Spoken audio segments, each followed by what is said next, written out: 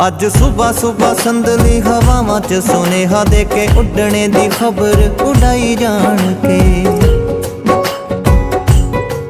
ਸ਼ਾਇਦ ਉਹਨੂੰ ਵੀ ਪਿਆਰ ਵਾਲੀ ਮਹਿਕ ਜਿਹੀ ਆਵੇ, ਅਸੀਂ ਫੁੱਲਾਂ ਉੱਤੇ ਤਿਤਲੀ ਬਿਠਾਈ ਜਾਣ ਕੇ। ਉਹਨੂੰ ਵੀ ਪਿਆਰ ਵਾਲੀ ਮਹਿਕ ਜਿਹੀ ਆਵੇ, ਅਸੀਂ ਫੁੱਲਾਂ ਉੱਤੇ ਤਿਤਲੀ ਬਿਠਾਈ ਜਾਣ ਕੇ। ਸ਼ਾਇਦ ਲੱਭਦਾ ਲਭਾਉਂਦਾ ਕਦੀ ਸਾਡੇ ਤੀਕ ਆਵੇ, ਅਸੀਂ ਉਹਦੀ ਇੱਕ ਚੀਜ਼ ਵੀ ਛੁਪਾਈ ਜਾਣ ਕੇ।